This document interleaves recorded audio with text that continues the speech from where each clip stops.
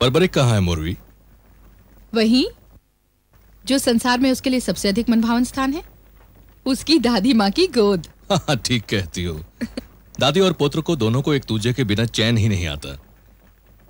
माता श्री के जीवन का सूनापन बर्बरिक ने जिस प्रकार भरा है, उस प्रकार तो मैं भी नहीं भर सका था। सच पूछो तो माता श्री जिस तरह उसकी देखभाल, शिक्षा दीक्षा कर रही हैं, मैं तो उसका अंश मात्र भी ना कर पाती। मुझे पूर्ण विश्वास है कि माता श्री उसे बहुत वीर और पराक्रमी बनाकर मानेंगी। वो तो अपने पुत्र को बनना ही है। बर्बरिक, तुम्हारी बुद्धि और मेरी बुद्धि, तुम्हारी शक्ति और मेरी शक्ति से मिलकर बना है।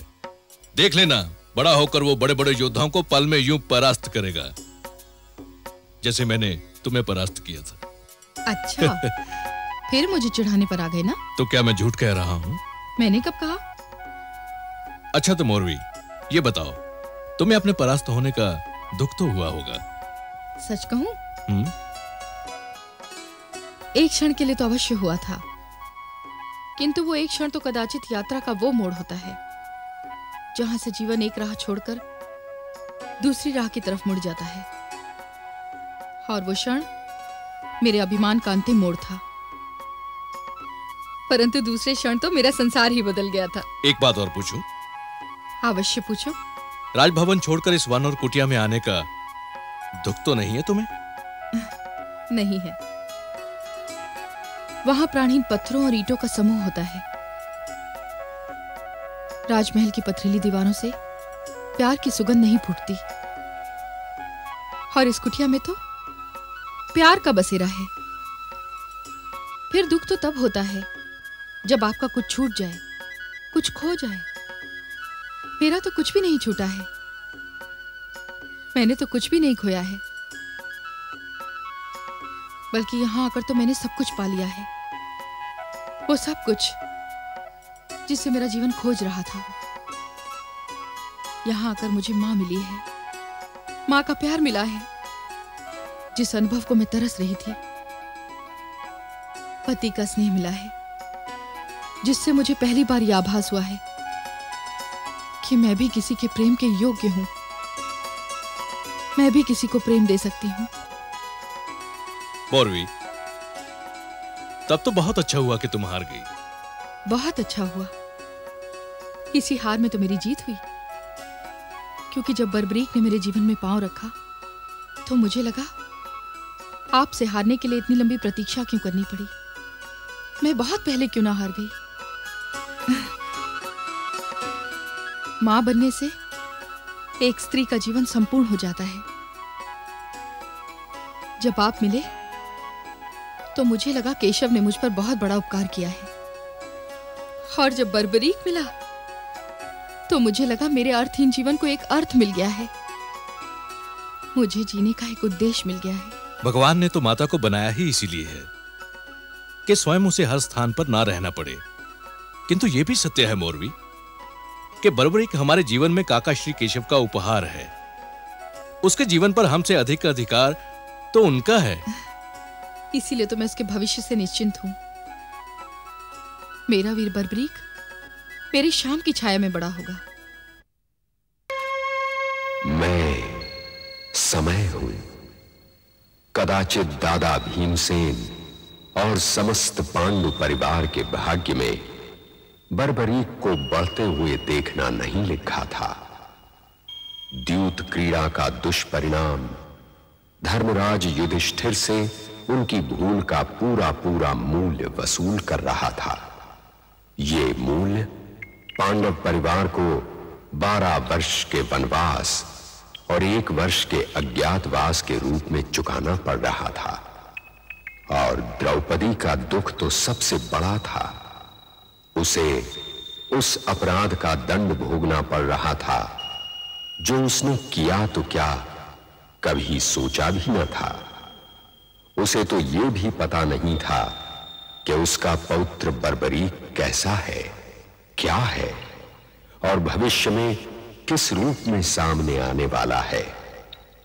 और बर्बरीक, वो तो अपनी मायाविनी दादी हिडिंबा और माता मौरवी के प्रेम की छांव में चंद्रकला के समान बढ़ रहा था। हिडिंबा ने अपने पौत्र बर्बरीक को एक पराक्रमी योद्धा बनाने की धुन में रात दिन एक कर दिए थे और उसका ये परिश्रम रंग भी लाया। बर्बरीक उसकी देखरेख में एक ऐसे वीर और पराक्रमी नवयुवक में परिवर्तित हो गया जिसको देखते ही विश्वास हो जाता था कि वीरता और पराक्रम ने मानव रूप धारण कर लिया है।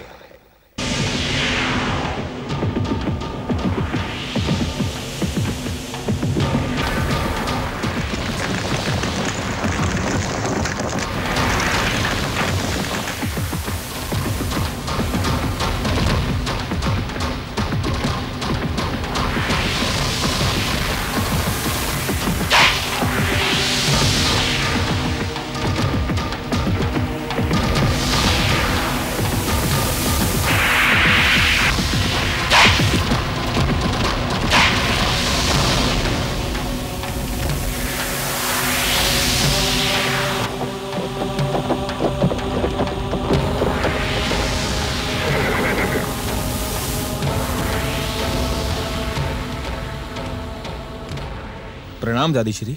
धन्य हो पौत्र, तुम मेरी सिखाई विद्या की कसौटी पर पूरे उतरे।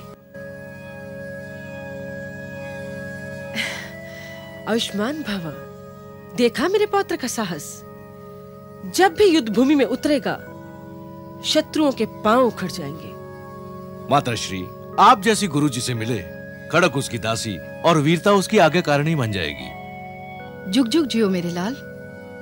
पौत्र, तुम अश्व और धनुर्विद्या में प्रवीण हो चुके हो। दादीश्री, मैं तो इसके भी आगे जाना चाहता हूं। इसके आगे पौत्र, क्या करना चाहते हो तुम?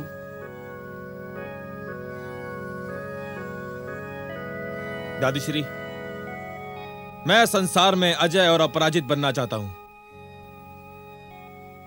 पौत्र, मेरे पास जो भी कुछ था मैंने तुम्हें दे दिया। अब इसके आगे जाना चाहते हो तो कोई गुरु ही तुम्हारा मार्गदर्शन कर सकता है। तो फिर आप ही मुझे बताइए दादीश्री, मैं किसके पास जाऊं और किस गुरु को अपना बनाऊं? ऐसा गुरु तो विश्व में केवल एक ही है। यदि वो तुम्हारा मार्गदर्शन कर सके तो तुम्हारी मनोकामना पूरी हो सकती है। वो कौन है दादीश्री? ये आप मुझे बताइए। मैं जाकर के उनके चरण थाम लूंगा और उस समय तक नहीं छोड़ूंगा जब तक वो मेरा मार्गदर्शन करना स्वीकार नहीं कर लेते। केशव, जिन्हें सब श्री कृष्ण कहते हैं, वो तुम्हारे दादाश्री भी हैं। पूज्य पितामह केशव। दादीश्री, हमें ले चलिए उनके पास। तुम तो जानते हो पौत्र, वो जहां है हम वहां नहीं जा सकते। आप तो ले जा सकते हैं उनके पास, तो फिर हमें ले चलिए ना। पुत्र, हठ धर्मी नहीं करते। माताश्री, मैं क्यों ना करूं हठ धर्मी? क्या मैं उनका पौत्र नहीं? क्या उन पर मेरा कोई अधिकार नहीं? मैं अवश्य जाऊंगा उनके पास। अच्छा अच्छा पुत्र, ले चलेंगे, समय तो आने दो। मेरे लिए समय आ चुका है पिताश्री। मैं अब और प्रतीक्षा नहीं कर सकता। यदि आप लोग मुझे नहीं लेके गए तो मैं स्वयं ही चला जाऊंगा उनके पास।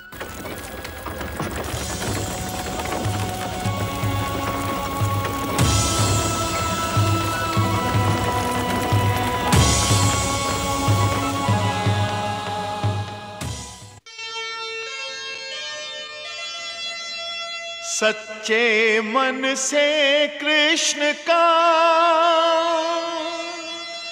जो कर लेता ध्यान, जब जब भक्त पुकारते